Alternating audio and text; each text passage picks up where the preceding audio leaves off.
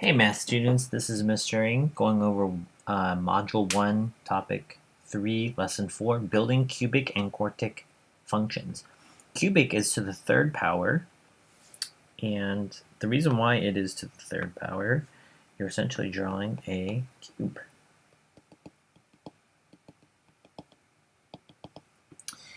And quartic is to the fourth power.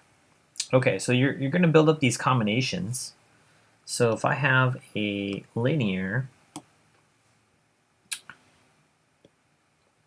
you might draw something like this, and another linear, and another linear, and you're going to form a cubic. And we learned in the last skills practice that the fundamental theorem of algebra, basically the number of dots, these are here real solutions. One real solution. Okay, so that's how you build a cubic. Now, there's another way of building a cubic. You can do something like this. You can do, let's see, 1, 2, and then you can build the linear.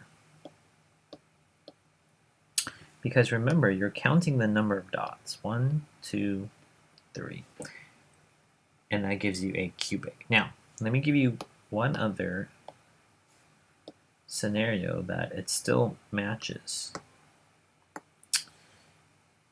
Okay, so we also learned if you do something like this. Now, pay attention. You might be thinking to yourself, well, Mr. Ng, that looks like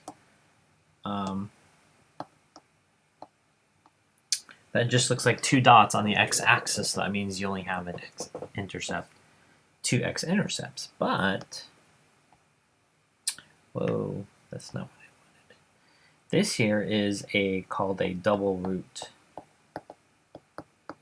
And here, this one is actually worth 2. So it's actually 2 x-intercepts. This one counts for 2. Why does it count for 2? Remember, we talked about this idea of multiplicity.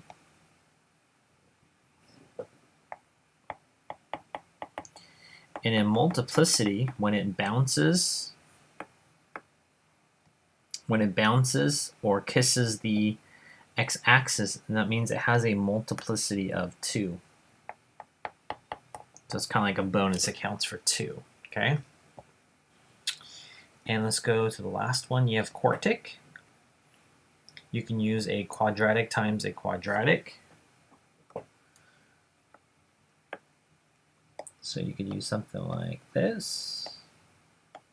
And you can even build upon what we just talked about. I'm not sure if I colored it on the last one. Let's go look. Nope, that's 2, and then that is 1. So 2 plus 1 gives you cubic, right? So this would be 1, 2. In some ways, guys, this is worth 2, right? 3 and 4. Or you can just do something like, I don't know. You could do a quadratic, and you can do 2 linears. Okay, now, above here, I have an example where it says the word multiplicity of 2. And what it's implying is that it actually goes to the same point. Okay, so let's count that up. You have 1, 2, 3, careful, right here, 4.